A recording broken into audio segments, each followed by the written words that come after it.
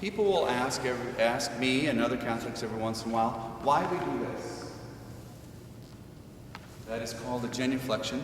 We do that, we are genuflecting not to the altar, but we are genuflecting to the tabernacle. We're going to go up there any second now. The tabernacle is currently in the high altar.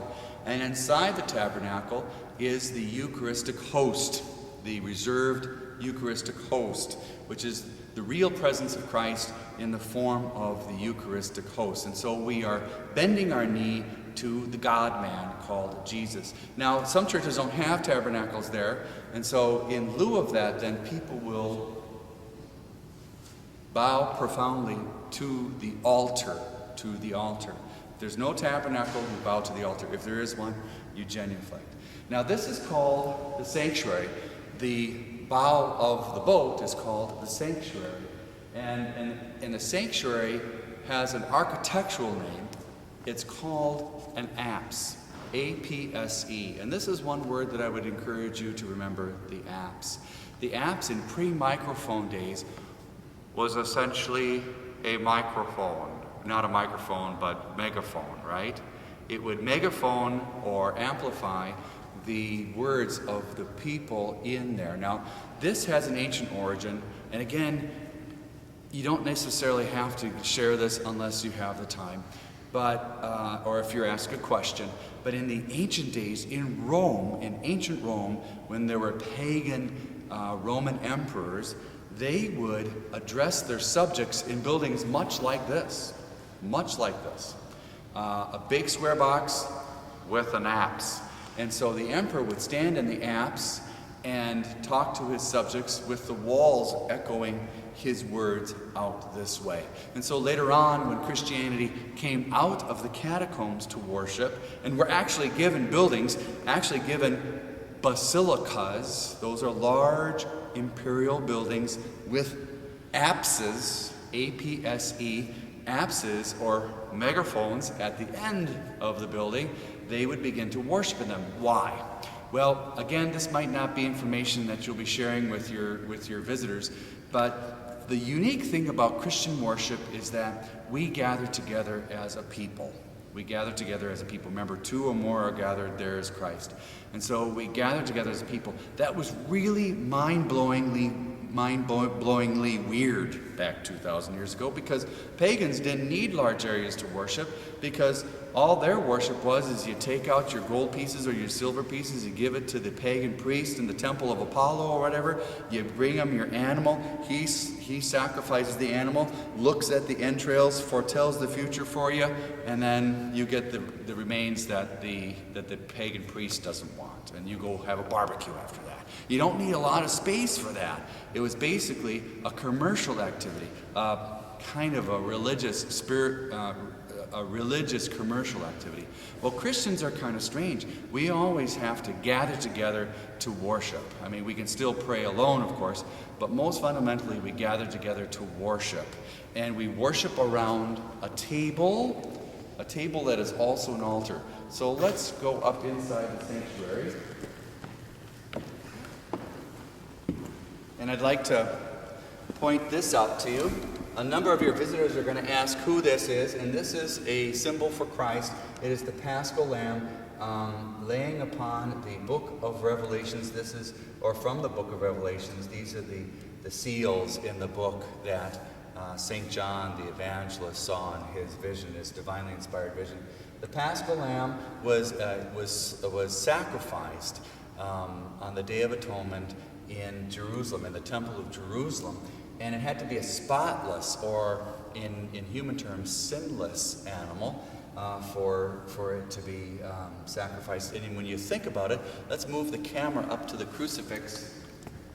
When you think about it, that's who Christ was. A Paschal Lamb, a sinless, spotless sacrifice, not for his own sake, because he was sinless, but sacrifice for all of us.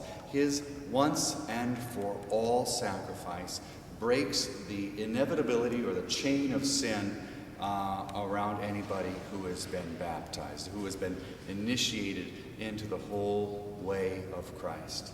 Now, this is our altar of sacrifice, and that's a word to remember, altar of sacrifice. This is where we celebrate Mass now, and we always have candles lit at Mass. This is the presider's chair. This is the presider's chair, and across the way is commonly called the pulpit. Actually, its accurate term is ambo, A-M-B-O. If this ambo were to be hoisted up and put on the wall right where there was one 70, 80 years ago, then it would be a pulpit. And the reason why it was elevated is, again, in pre-microphone days, you needed to have the speaking voice way up high and speaking directly to people, not with any interference. Let's go up into the sanctuary.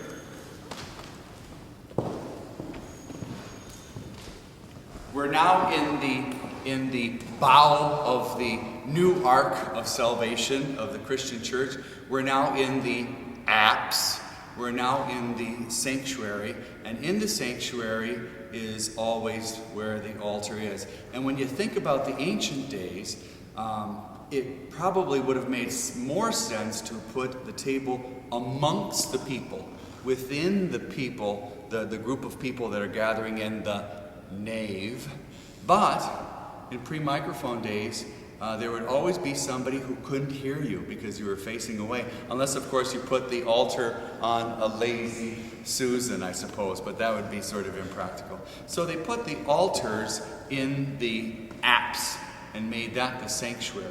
And if I can ask Emily if she could do one thing, follow my hand here on this arch.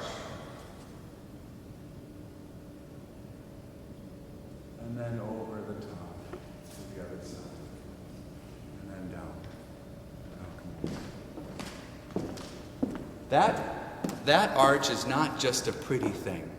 In the ancient days, again, if you don't fit this into your tour, that's okay. You probably won't be able to get it in, but maybe in future tours you will. That you probably noticed the stars. Those stars in the arch are trying to convey something theological, something that we understand is happening. We just can't see it very well, and so we use art to somehow remind us of what is really happening.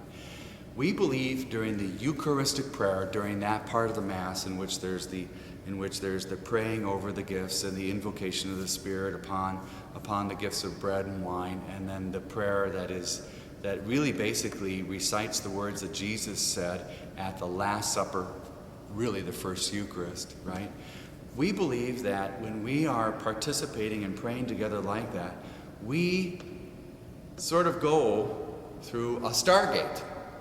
Or those of you who are as old as I am, 50 and older, you might remember Time Tunnel.